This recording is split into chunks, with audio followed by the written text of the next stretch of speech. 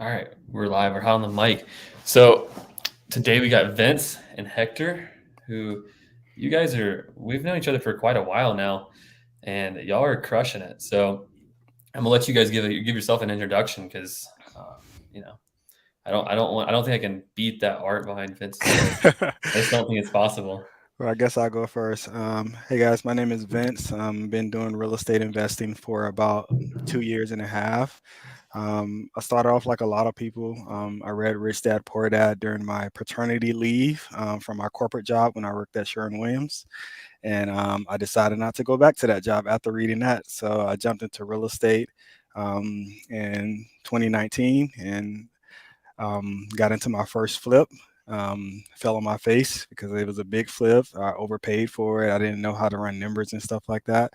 And that pushed me into learning wholesaling. And I was like, man, I should have just started off wholesaling. Like it's so much easier and less risk. So yeah, it kind of pushed me to learn that and got a few deals under my belt in wholesaling. And then I joined forces with Hector in the end of 2019. I mean, end of 2020. So just a quick summary. I'm sure we'll dive a little bit deeper later on. Yeah, for Yeah, sure, Hector. so what's going on, everybody? My name is Hector Martinez, and very much like Vince, I was at a dead end job working a 9 to 5 at Wells Fargo Bank. Believe it or not, I was a licensed banker, and yeah, it was sucking the life out of me. So I decided that that needed to stop. And it's crazy because during that time, everybody that I would meet, and I would literally, my job was basically a glorified appointment setter. And they was like just setting up appointments with high, net worth individuals and putting them in front of like the financial advisor. And all those guys were like in real estate, or they were doing some type of multifamily investment, or doing something in real estate. And really like sparked my interest then, but really didn't think it was possible to get into real estate. And I think fast forward a year later, I joined a buddy of mine starting a company. Didn't really take off that well, but through that, met some really, really awesome individuals, guys that were subcontractors, contractors for multifamily construction. So they owned a construction company, and they what they did, they did paint and drywall for like 200 units, 300 units at a time. So they had all the connections in the real estate world, builders, people, and they were flipping on their own. They were holding rentals on their own, and the owner actually just started advising me on real estate, and I started asking lots of questions and lots of just like, how do you do this? Like I want to, hold on to a property. I want to invest in real estate, and just asking questions, man, but obviously providing value to them by a way of just working for them. I was like overseeing their finance department at the time. And yeah, just fast forward another year. I was with them for like, I think, a year or two. Um, they were the ones that first got me started in real estate. They led me, like, my first private money really came from the owners of that company. Found the flip through the MLS, and that was my first flip ever. Did, I think, a couple that year. In the following year, like Vince said, we linked up, and then boom, it just exploded. So that's little brief history. Yeah. I like it. I like it. So how'd you guys even meet? Yeah, so Hector and I actually knew each other at church. My wife and I, when we moved to Atlanta from Florida back in 2014, before we got married, we were living in the city, and then we moved up to Woodstock because we found a church that Hector and his wife was going to at the time. And we started to basically start our life in Woodstock area, and we started consistently going to church, started becoming friends and closer to Hector and his family, and that's how we met. I don't know, Hector, want to add on to that story, but yeah, that's basically how we met at church. Yeah, we met at church, man. And actually, it's funny because I think Vince and I actually got started at the same time in real estate. Like, well, we didn't know it. We didn't really like knew that that was happening all along in the background, but we were, seeing each other on Sunday, and we weren't even really talking about real estate. Yeah. But then I took that job at the construction company, and then that's when I started getting to flips and started seeing what Vince was doing. I think you were the first one to like start posting on social media, Vince, on like real estate and stuff. Who, me? Yeah, I think so. And because I think that's how I found out. Yeah. But long story short, yeah, that's how we met, and then we had a conversation that really like changed the course of both of our lives, man. Both our lives, for sure. Yeah, I think the biggest thing that the connection that drew us to being in a partnership was our family dynamic.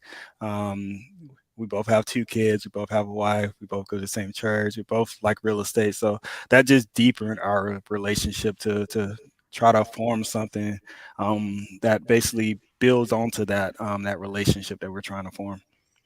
Mm-hmm.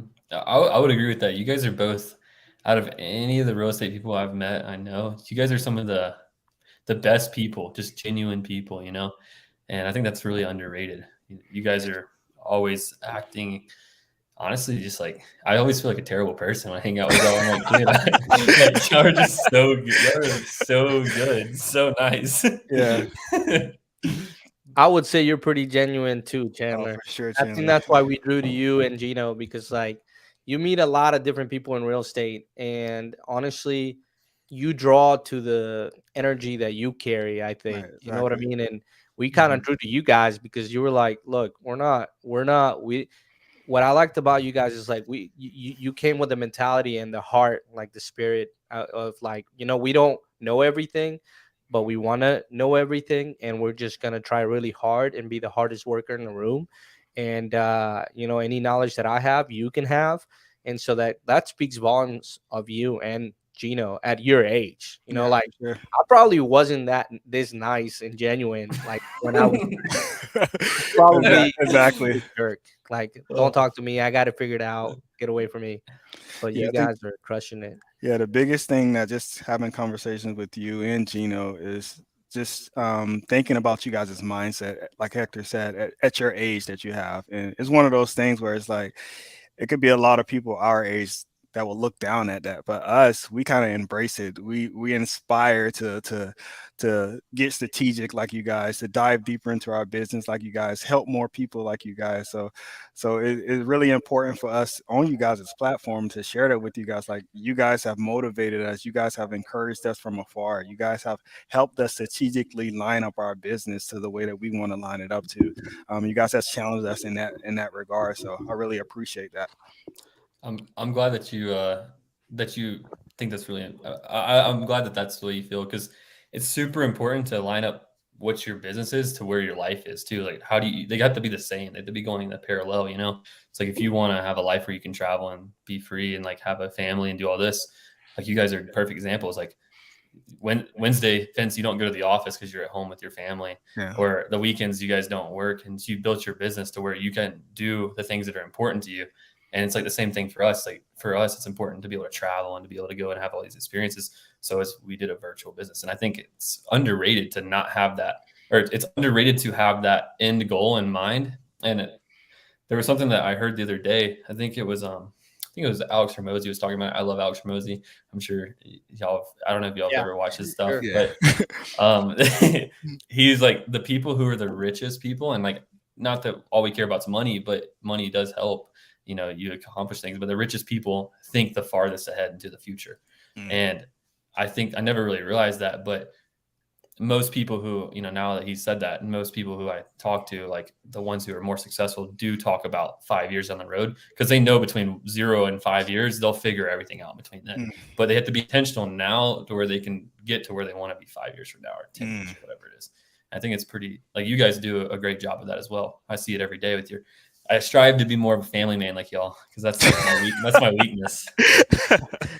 Dude, I strive to be a hiker, and that's never gonna happen. Yeah. Exactly.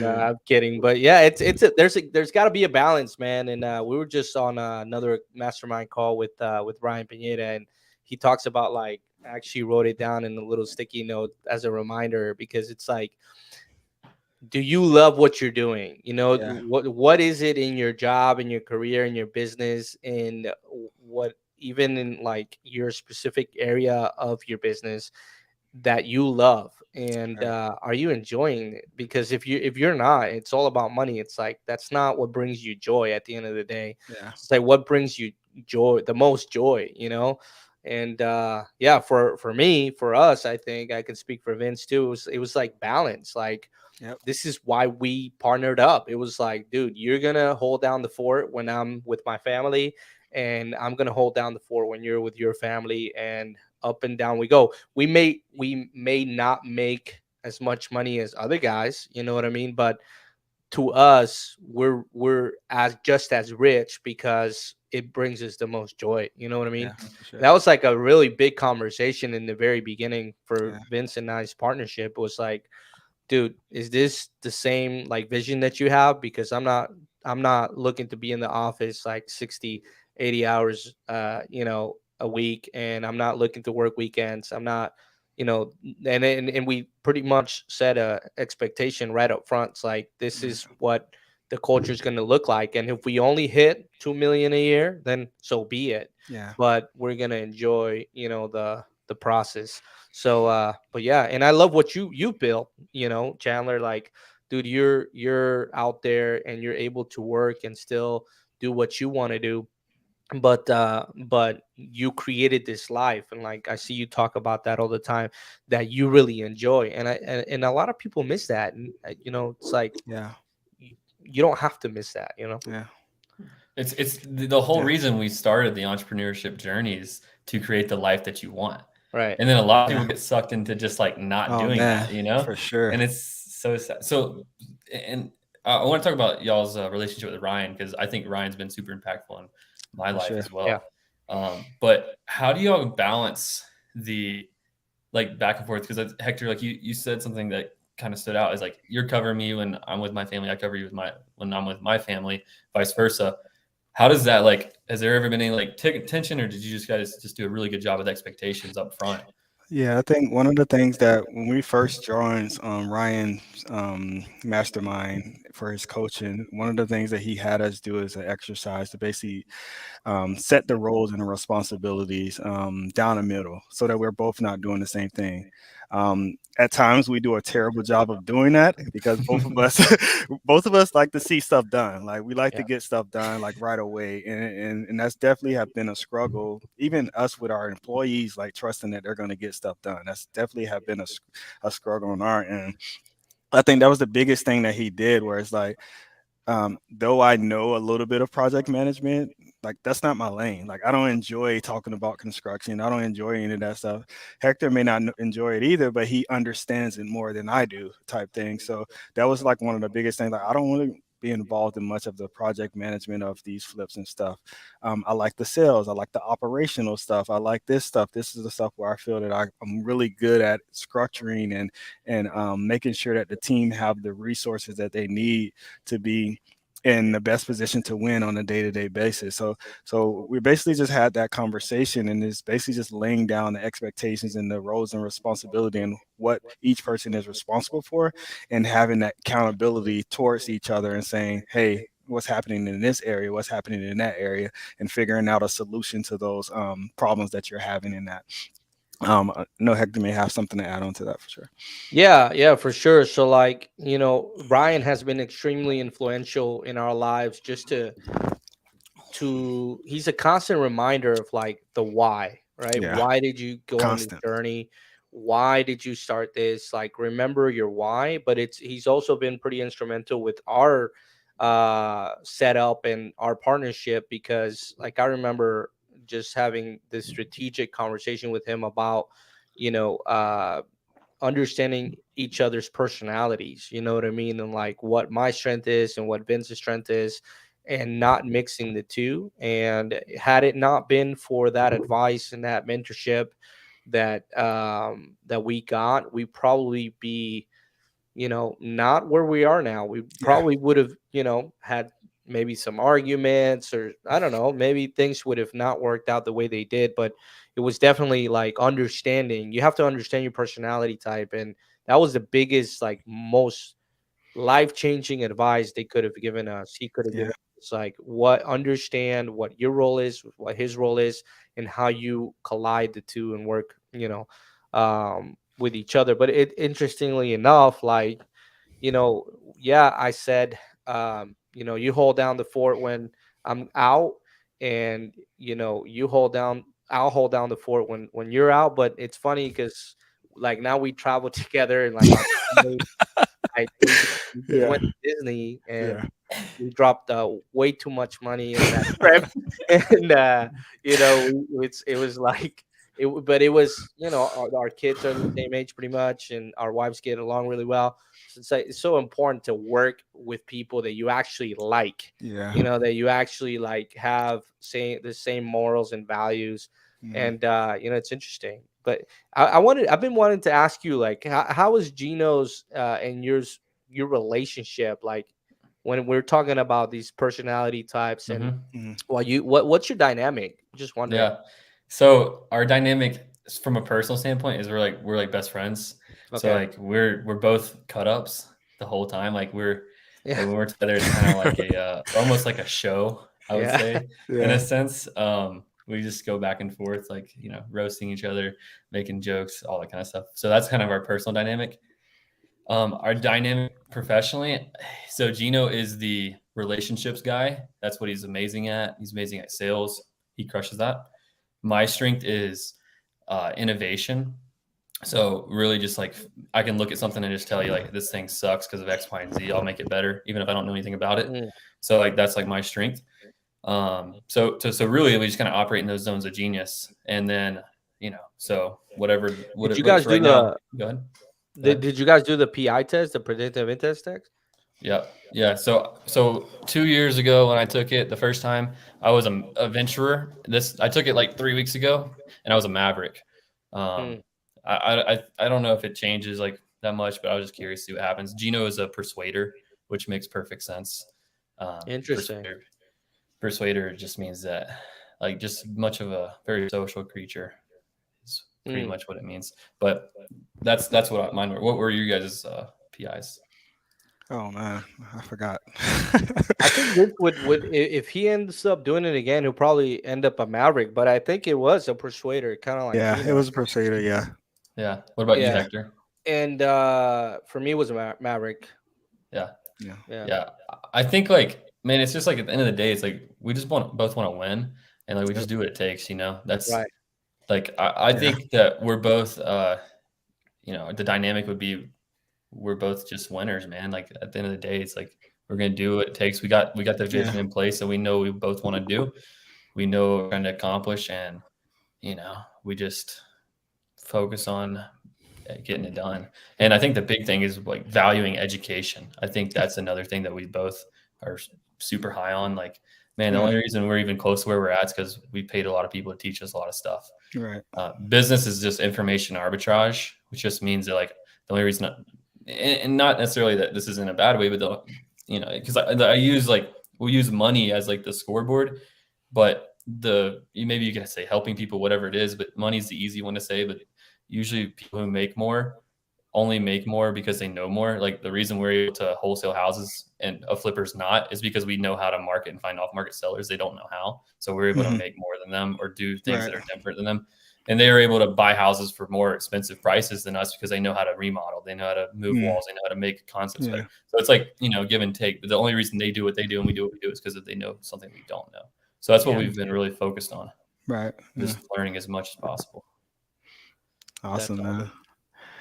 But yeah, I want to talk about, so besides Ryan impacting you guys in your partnership, and right, with Ryan Potanda as well, just for everyone to know. What else has been like a big thing? 'Cause y'all are like coaches for him now too, right?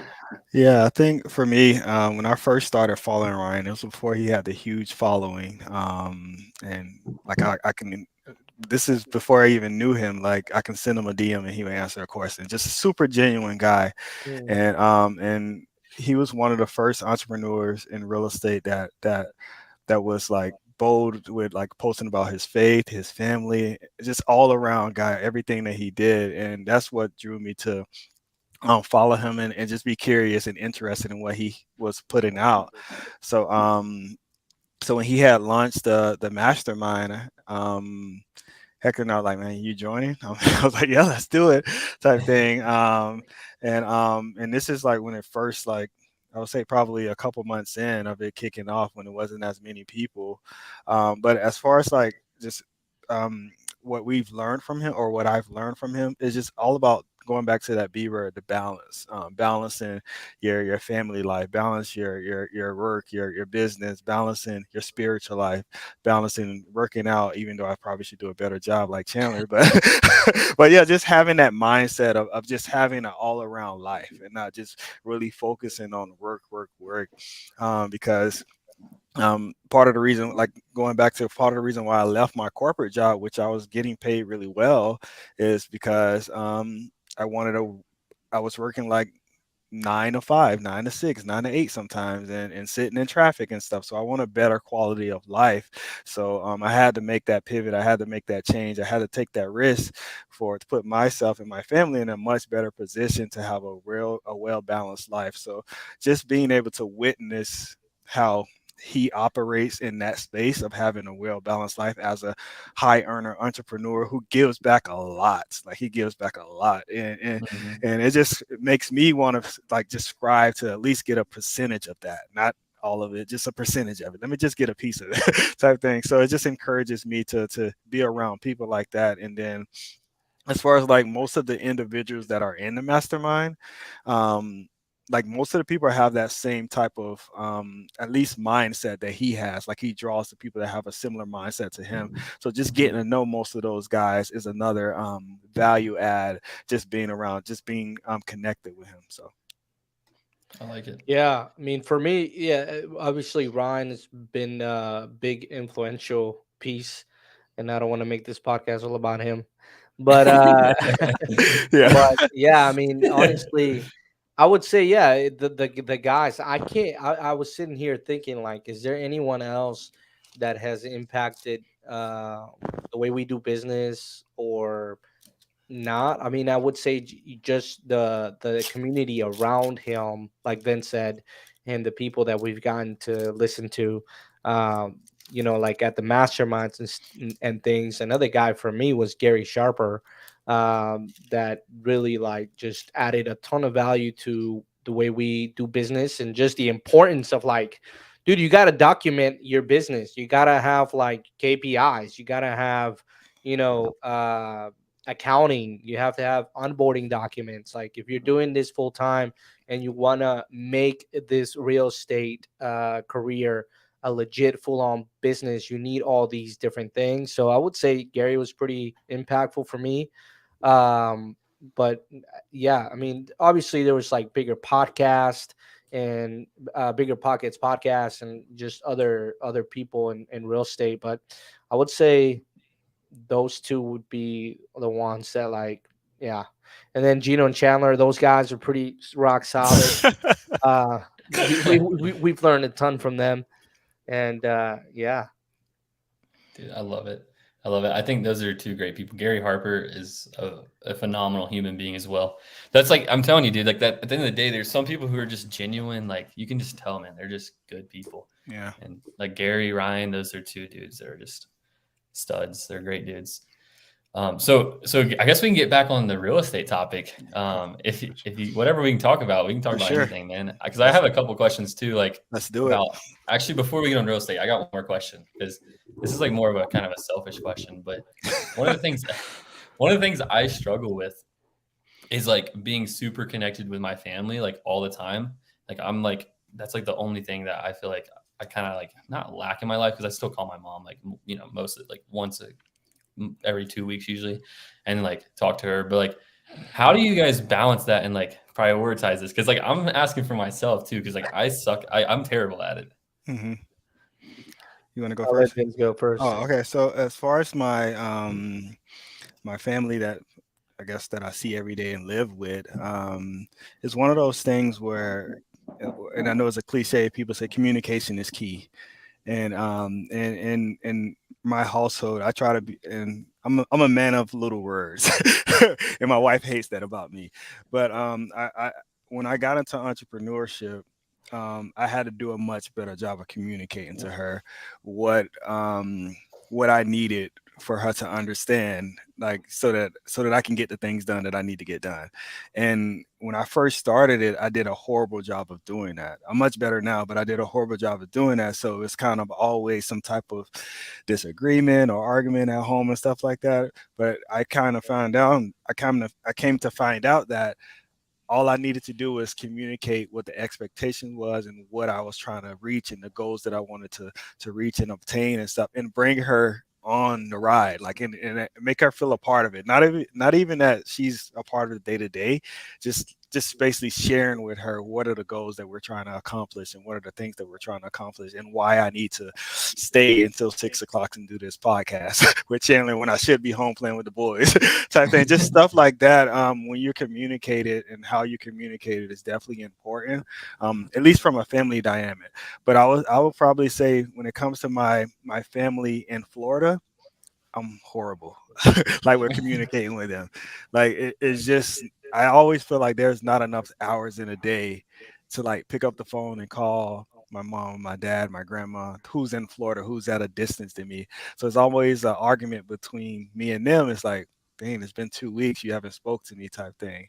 Um, so I struggle with that, but I'm definitely getting better at it because it's really important. Because when you're in those downtimes and you're struggling and stuff like that, you have to be able to connect with your internal family and also your family that's at a distance. So it's super important. But as far as like my family dynamic that's here with me in Georgia, like it's just all about communicating. And my wife is a great communicator, and she challenges me to communicate much better every day. So I like it. Yeah, man. For me, it's like my wife says it like this, and it's gonna like hurt a little bit, right? And it hurts me every time. But dude, it's you prioritize what's important to you. You know what I mean? And like, dude, it's true. Like it's like a dagger, right? Yeah, exactly, because it's true. And whenever there's been conversations, arguments, or whatever with my wife, it's like, Hector, I don't want to hear it. Like, you prioritize what's important to you, and she's absolutely right. Like, if work is important to you, you're gonna prioritize it. If making $1 million is gonna be important to you, you're gonna prioritize it. If you prioritize things that you deem important, and for me, yeah, like Vince, it's been a struggle as well. But honestly, like I've gotten to this point in my life where, like, you have to make a conscious effort, just like you make a conscious effort in your business. You know what I mean? To use Chandler as an example, like, you make a conscious effort to be a better athlete, right? Because you want to get better. We there's a real estate saying that goes around. It's like, 1% better every day. Well, yeah, apply that to your relationships. You know yeah. what I mean? Apply that Mhm. to the people that really matter. And the last thing I'll say on that topic is, like, for me, I've really had to understand this concept the hard way, and it's come from a place of pain. And I don't want to go deep in this podcast like I've done in some others, but or in this Trying to like live, do it. because, like, I was sharing in another podcast, like, dude, when you've been through some pain and you've been through like challenges. I lost my father when I was 13 years old, and he died of cancer, and like that makes you like immediately closer to your family and people that you care about. Yeah. And then, fast forward, you begin to lose people that you really care about in your life, uh, in your adult years. And then you begin to realize, like, damn, like, this is not about money. It's not about anything else other than relationships. And I think Yeah. I think I just posted something like this on my Instagram, but it's like, for me, relationships are what matters, because I think it's the memories that you create that you take with you. You know what I'm saying? They say, yeah, Mhm. you don't take anything to heaven or whatever, but the only thing that people can't take away from you, they can take away a house, they can take away your money, but they can't take away your memories. You know what I Mhm. mean? It's like, for me, it's like, you have to create those moments and those memories. And I'll tell you what, if you want some practical advice on how to create these memories, and you want some practical applicable things to do right now to get you to that 1% better relationships, everybody should read this book. It's called The Power of a Moment. And Mm, it's a book that literally just talks about creating moments in your life that actually matter. And if you think about it, Chandler, like, dude, we live our life based on moments. Like, think yeah. about it, right? Yesterday, there was a moment that you remember. You don't remember it the whole day. Like, you remember a Yeah. moment. Yeah. You know, your Iron Man that you did, you remember that moment when you was Right. drowned, right? Yeah. Like, you because that was a Yeah. meaningful, impactful. It took, like, your emotions were invested in it, your senses were invested in it, Hmm. your spirit, your energy, your soul was invested in it, like, and it created this moment. So the Yeah. book talks about creating that moment with your senses, with your emotions, with your soul, the smell, the sound of it. And so that's, how I think people should create memories, create Yeah. moments. So, like, one thing that I try to do with my kids sounds simple, but like, I try to create those moments, right? I can play with them every single day and wrestle with them and teach them how to be great wrestlers, like Chandler saying. But I can't always create that moment. You know what I Yeah. mean? And I Yeah. can only create the moment if I'm adding these, like, senses or these sounds or this sensory however you call that, into the moment. So that's kind of my I, response to your I think question. I think I, Chandler is I think you frozen. froze up. Yeah. He just texted me. He said he's coming back. uh, Oh my God. Man, I was That was some getting good in stuff, I was man. getting into deep. I was feeling it. Let's see if he can get back in. Uh, oh, they just kicked him out. What happened? Yeah, he just texted me and said his computer He's shut off. coming Oh back. man. That's I hope they have a good editing team. well, yeah, I don't know who's supposed to edit this podcast. Anyway, Oh man, you just missed the moment, Chandler. we literally just created a moment right now. Dude, my computer just literally said, "Nah, bro, we're just restarting Oh with no man, buttons you've pressed." been working too hard. That's funny. But Dude, yeah, dude, I don't hardly know how much working. you I'm heard just of kidding. that, but yeah. I Yeah, I heard mean, like everything. Just create the moment.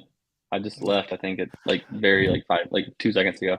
But I wanted to add something on that. I think the power of a moment is like that's a fact. You definitely only remember small things. And like as soon as you said that, the first thing that came to my head is funny. I'm not gonna share it on here, but the moment that came to my head is hilarious. So I started laughing. But I don't want to know the about that moment. I know, right? I know. But That's funny. I can't even say it. I can't even say it. But so the thing I wanted to say that you hit home with is it's all about relationships. And I realized this probably about a year ago when I moved to Denver. I left all my friends, all my family in Georgia, and I moved to Denver, right? And about like 2 or 3 weeks in, I'm like alone. I'm like, oh, I love this place. It's so cool. I can go outdoors. I can do whatever I want. Got all the things I want to do. But I was like not like I wasn't like depressed, but I was like kind of sad for like a couple of days. I was like, dang, what's going on with me? Like, I feel down. And it's like I was like realized I was like, dude, it's because I don't have any friends here. And then like I realized, and Yeah, I like started making friends, and like everything turned around. It was like I love Denver now. I love this city. It's a great place to be. But before I was like, man, I might just leave. Like this yeah, isn't for me. And it's literally just because of the people who are there. It's not about where, it's the people who you're with. yeah, for And I sure. think that's one of the biggest things that I've taken away from That's doing true. that. But That's awesome, man. That's but awesome. yeah, boys. So I guess let's get off the deep train and let's get onto the real estate train. So I like those conversations. So those are my favorite types of conversations. Me too. So guys, y'all are doing, break down your business model for everyone else here. So what are you guys doing mostly? So we mostly fix and flip pretty much all of the deals that we get. And we do a little bit of wholesaling here and there, but I think our forte, our bread and butter, has been fix and flips. And right now, currently, I think we have about 12 or 13 actual fix and flips. So that would include about, 6 different crews that are working with us and for us. Um, like I said, we have wholesales that we do occasionally. And then right now we're shifting into the short-term rental side with the Airbnb. So we're getting property renovated to hit the market hopefully in July, and Marietta, and then another one in Smyrna. So we're seeing some really uh, amazing stuff with short-term rentals, man. So we're gonna try and hop on that train. I like it. I like it. Go ahead, Oh no, I was just Vince. gonna add on. Yeah, we definitely found our bread and butter and our strategy that worked well is the fix and flip game. For a number of different reasons. One, because we have an in-house sales team that we can get deals at that discount, and we can flip it and make a much more than if we wholesale it. And then two is because of our project management team, like the resources that we have on our project management side is is much more and much more powerful than our some of our competitors who fix and flip, to allow us to be able to do those 12 properties in production and also have those things ready to be on the market and stuff like that. So that's the biggest part of how we can do so much volume on the fix and flip scale, because we have a pretty good project management team that we're still working to get better at, but we have a solid team that basically that runs that show and make sure that everything lines up so that we can be able to flip those properties. Because I think if you're going to flip at least more than 3 properties, then you have to have a project management team that can definitely handle the contractor, handle the different scopes of works, handle all of the issues that arise throughout the project and stuff like that. So Yeah, man, construction is a nightmare. Like I'm just thinking about too is like because I'm thinking about from the project management point of view, like the pipeline. Like we have like 32 deals in escrow right now, and we're just mhm. wholesaling them. It's like we're not doing any construction. If we were doing construction like like rehabs or like I don't know what we're gonna get into what are y'all strategies right now, but if we're doing like any repairs, cosmetic, gut, whatever, man, I would probably like lose all my hair. Like there's like no way I would want to do any of that. So Dude, it is super stressful for sure to do 13, flips at a time, where Super. you're managing the floors being ordered, the paint being ordered, the hardware, the lights, the roof being changed, the freaking foundation or plumbing, electric. I mean, it's a lot. It's a I lot. imagine accounting is just a nightmare as well. Oh Counting, yeah, Like, oh yeah, that's another beast. I dude, think we just like Vince said, right? So like when you compare our wholesale operation to our fix and flip operation, we have as many heads, I would say, like in our project management side than like what a wholesaler would have in his follow-ups, virtual callers or VAs or whatever have Yeah, you, right? Like yeah, we have the hmm same, but just in this capacity. yeah. So yeah, we have like three really full-time people that are, well, two full-time, one part-time now, but that are really like just looking at the project itself.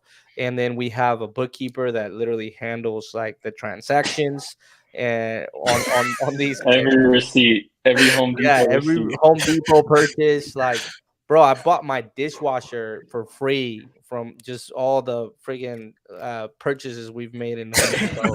So all the perks that you get are wonderful, but it's a lot.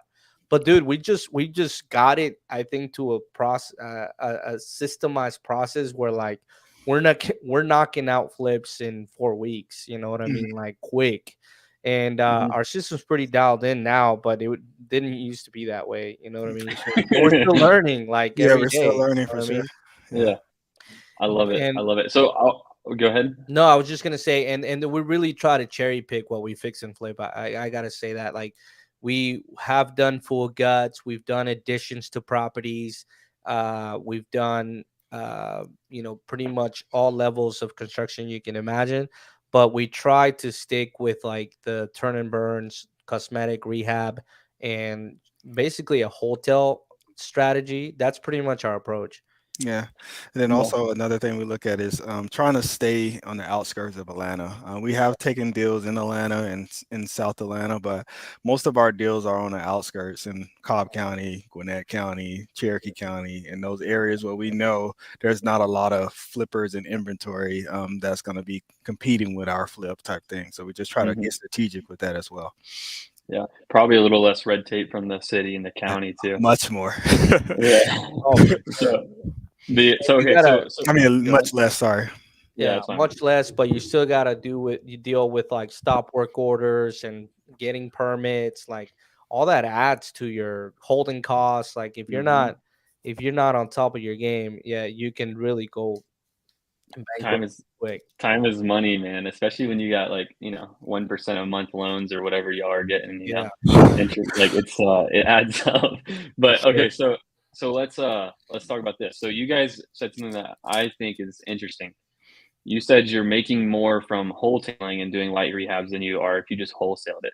So what are you guys seeing from doing this versus like because for us like what we saw is like maybe we just suck at doing it and maybe we didn't do enough, or maybe it was like a locational thing, or maybe there's something we're not looking at. But when we like realized we were doing like small rehabs or small cosmetic stuff, we're like not really getting much more money than what we could just sell as is with no updates. So maybe we're missing something, or maybe we just did our math wrong.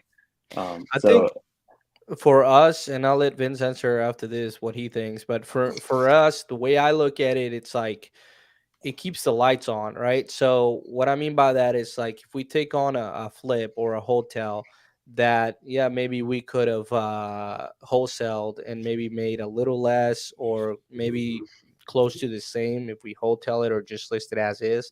But the reality is like we want to keep our contractors busy with our stuff, right? And so the way we approach it sometimes it's like we pick up a project so that the money can be deployed so that the contractors can stay busy with us, and mhm, uh and then we can continue to have these employees that we have busy and occupied. So sometimes one out of those 10 deals may be strictly for that purpose. Does that make sense? Yeah. mhm, So yeah, not all of them may be profitable, even though they are profitable. But the profit, what I mean, is really yeah, going to an operational cost rather than like in our pocket per se. yeah.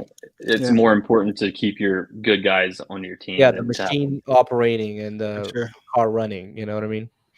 Yeah, and then also, I mean, it's also part of it is paying attention to what the market is giving you, and because I mean, now we got a lot of hedge funds in the market. Uh, We don't know how long that's going to be the case, so it's just more so just being in tune with what's going on in the market, having conversations with people who's doing it at a high level in this market, talking to agents, talking to other wholesalers, just basically having an ear out to what's going on in the market, so that. When you do have situations where you have some inventory and you're deciding your exit strategy, you at least have uh, um, the knowledge of what's actually going on in the market to make a better decision. But I think it comes down to also, like I said before, just the resources too, because though you guys may be able to rehab a property for 20 or 30K, we can probably get that same rehab done for 15 or 20K, something like that. So so Yeah. so so we 100%. have so we have more property. I mean, we have more profit because we can get the rehab done at a cheaper cost type thing. So just basically just looking at those type of things based off of our resources that we have. And then also it could be the fact that you guys don't, it's not that you guys struggled in that area, it just wasn't you guys' focus type thing. Mhm.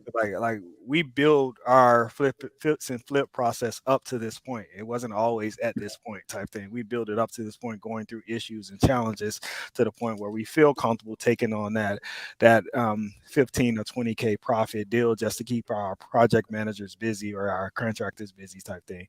So it was a lot of groundwork that had to be built up to the point. Just like for you guys, there's a lot of groundwork built up from the wholesaling aspect of it. A lot of relationships build, a lot of disposition side, like relationship that Mhm. you guys have to continue to feed and stuff like that you guys build up for, that makes it a little bit efficient for you guys to just dispose those deals and make that 20 or 15 or whatever that fee is. Yep. Yep. I agree. I'm sure like at some point that well, okay, so let me ask this as maybe a better question.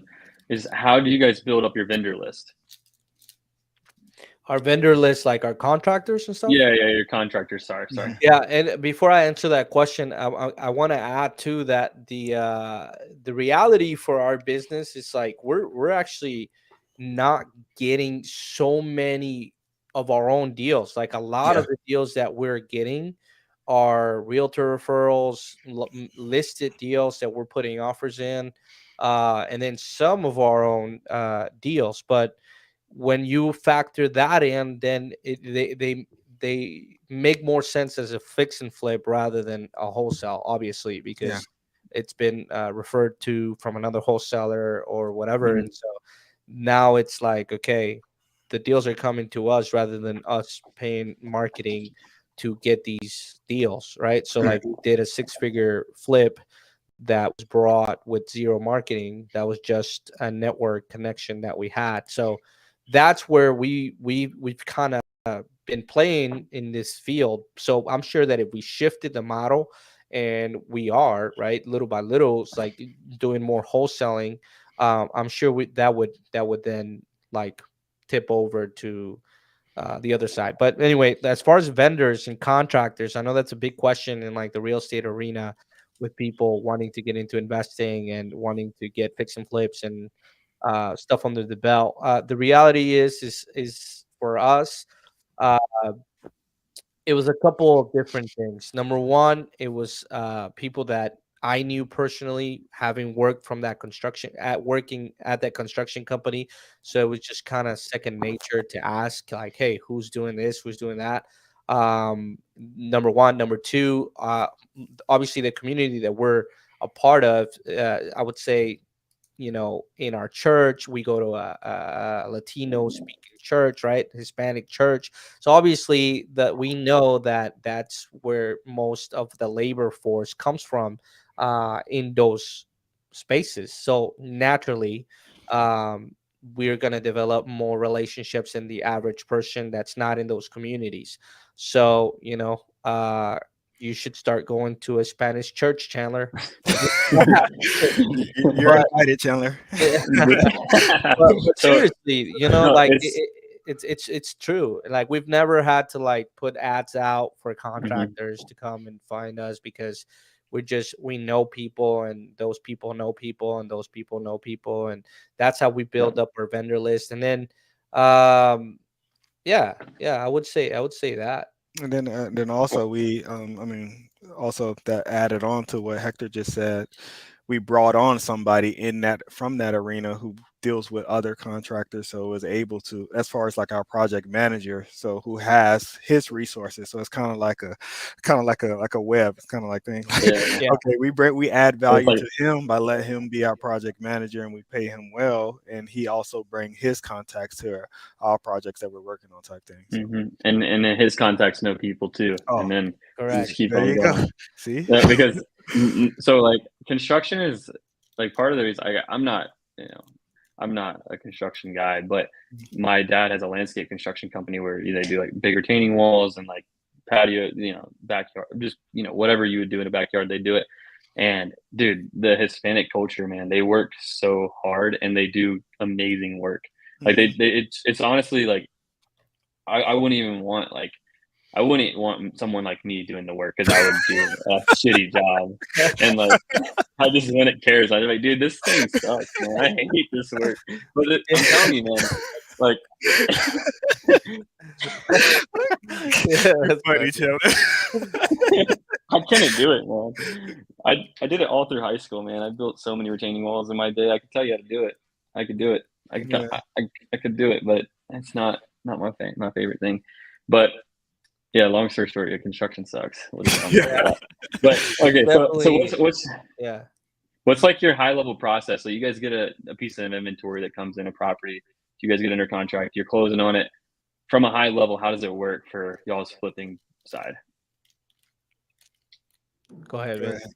I mean, that's more. I mean, Y'all both if smiling we're over closing here. on it, we're gonna flip it. So I mean, it's basically in Hector's hand as far Yeah. as like the project management part.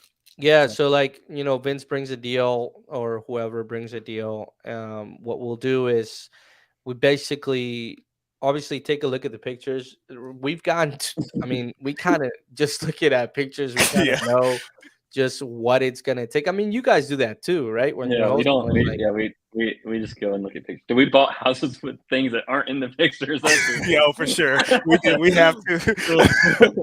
Like, where was this in the pictures, man? Like this crack this big in the wall. Like, come yeah, on now. exactly. Yeah, so we look at pictures first and we kind of estimate a number.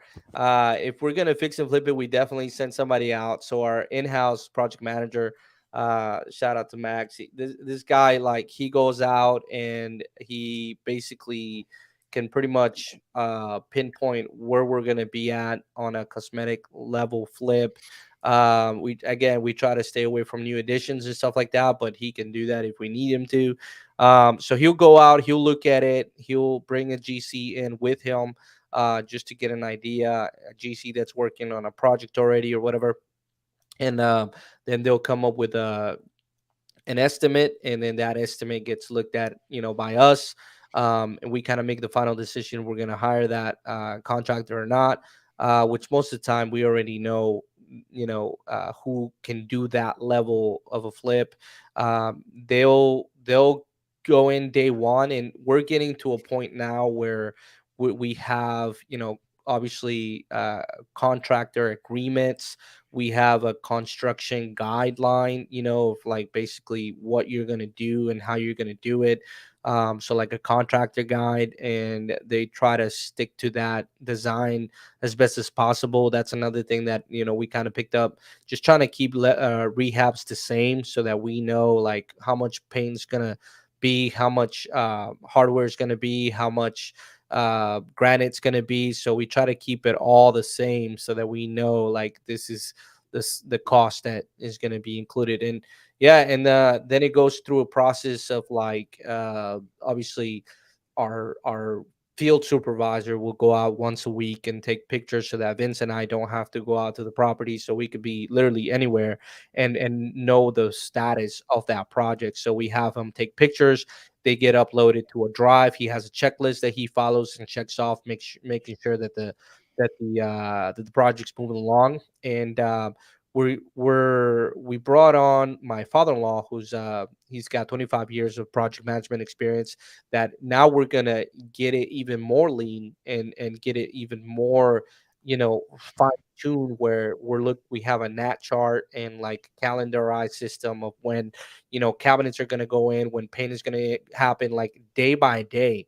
So we're at a point in the next week, we'll be at a point where every day in my email, I'll wake up and I'll see what's happening at which property and what percentage of completion it's at, and how much of a budget we've spent on that project. So every Monday we sit down with the project management team, and they have a PowerPoint presentation of three main things: budget, progress, and red flags or items that we need to talk about. And they got graphs and nifty stuff. And now it's gotten really lean, bro, like super lean, where it's like, okay, like we can pick up another flip, because I feel confident in the team that's delivering results. And it's the project management, the senior project management, in a sense, goes to the project manager, and then the field supervisor or runner, it's running around doing certain things. That email and that presentation just sounds sexy. Yeah, I'm right. just like That's right. That's right up your alley, Tim. Pretty bad, bro. I love that. That's my shit right there. It's like the graph that you guys post every once in a while, like with the deals in the pipelines, etc. Yeah. Very similar to that, just in a Project flipping management. Yeah. management. Dude, yeah, that's one thing we're actually working on right now, is like a really complicated, like a really thorough and predictable inventory management system for our deals. Because like that's one of the things, like, dude, as you get, you guys know it too, because y'all have way more shit flying everywhere than we do. But with doing all the, dude, I can only imagine like how many cans of paint, like, dude, I would freak out having to do all that. But like just with all the deals, like 30 deals, like where are they all at? How much, Yeah. when are they going to close? What's the progress? Yeah. What's the status? Yeah. Like, what's this? What's that? What's that? Yeah, And then like, you got to know, and you got to be able to project out, because what we're realizing too, and I'm sure you guys do as well, is like when you get a contract and it takes 60 days to sell it and make money, you're not really agile. like if you realize you wake up tomorrow and you're like, oh shoot, like it's September 1st, I'm not going to make any money this month. You're not making any money this month because you're not fast. You're not able to turn the wheel fast enough, you know? Right. So you got to be able to look at that and know September, I'm not going to make money in May. And then, or like, what would that be? What's 2 months before September? That's July 1st. Yeah. July, you should be able to wake up and say, oh, I'm not going to make much money in September. I better get a lot of deals. And then you got to be able to, so it's just, it's a constant battle, man. It's just, you got to see further in the future. Yeah. Are you guys developing that software? Are you? Oh, we're going to do it in Salesforce. Okay. Salesforce. Yeah. Dude, if y'all aren't on Salesforce, man, if y'all, I mean, it's a beast to get up and running, but dude, it would probably make your life a little easier once you got it going. I just got familiar with Podio for everything, so we're gonna be on Podio for a while. Dude, get your wife to learn how to do it. She's an engineer, man. She's far removed from engineering. Like, she doesn't even remember most of that stuff. She's all about taking care of the kids and me. That's it. I know, man. That's right. But she may, I don't know. But what I wanted to add on to as far as the project management piece, usually when we get a deal from the sales team to basically in progress to figuring out the exit strategy. Usually we always at least get an ideal of from the either project management team of what we think the rehab is going to be, just to make sure that our numbers align with what we project on that particular deal and stuff like that. So that could look like a number of different ways. That can look like when we schedule for our walkthrough, us having our field manager go out and take the pictures, because he does really good at taking the pictures, and having our project manager look at the pictures and tell us what he think is going to be, or it can be our project manager actually going to the property as he's available before we purchase it, to actually give us that number. And sometimes that helps, because having someone like your project manager going back and seeing these things, you can always go back and renegotiate if he see that crack in the wall and stuff like that. So our first line of defense is always to try to have someone from our project management team go and look at the pictures. Go and look at the property, like as a walkthrough. But of course, that's not always the case, because they're super busy working on X amount of properties. Then it's like, okay, who's next to go look at these properties? Do we find somebody and pay them $50 to go take these pictures, or do we hire a photographer, or if it's close enough, do I go look at it, or do Hector go look at it, do somebody else from our team go look at it, type thing. So it's just it's kind of the same similar process. It's just that we're not wholesaling it, we're just buying it to flip, type thing. Yeah.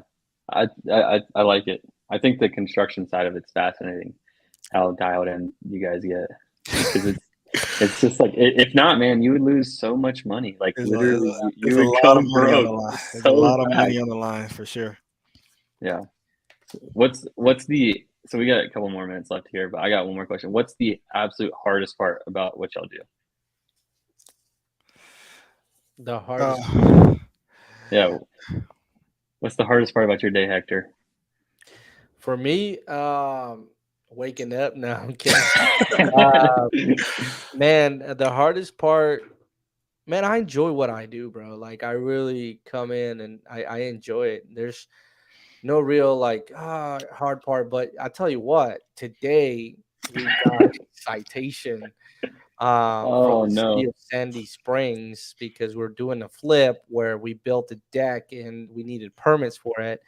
And the letter literally said I was going to get arrested if I didn't show up to court. Like, they were a little dramatic. Just a little bit. Because it's technically, like, what they did was a stop work order, just more aggressively. But I would say that's the hardest part of the job. It's like the risk you take, you know what I mean? Like, dude, somebody can get hurt, and as a contractor, a plumbing, situation can arise, a pipe could burst, and you freaking gotta go figure that out, So I would say that's the hardest part, but everything has a solution, everything can be figured out. So you gotta just plan accordingly. Yeah, something I heard not too long ago, maybe like a year ago. So if you got enough money, to solve the problem doesn't really exist. Yeah, for Exactly. Yeah, and I But think just to go back with what Hector saying, the rest, when you have so many projects in production, the small thing is usually the things that keep you up at night. And Hector shared this with the team in the meeting on Monday. Like, if we forget to put insurance on the property and we buy it and we're rehabbing and something happens, then like that can take us out of business. So just just understanding that risk and paying attention to those small details and making sure that we do a good job of as leadership developing people the right way and giving them the right resources to be the best in their role.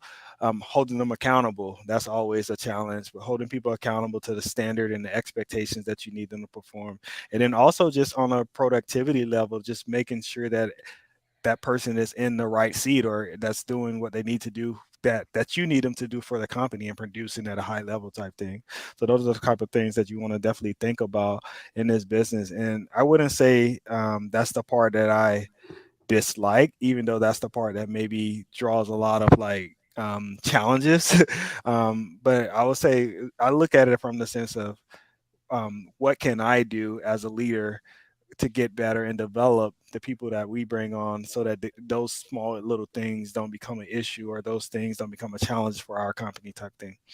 hmm I like it. People are definitely the absolute hardest part about anything because that's the only thing that's variable. Like you can standardize how much paint goes on the wall or what kind of wood you use in your cabinets and all that kind of stuff or how they do the nails. I don't know what you guys standardize with that, but like you put 3 nails in this drywall. I don't know. Negative. But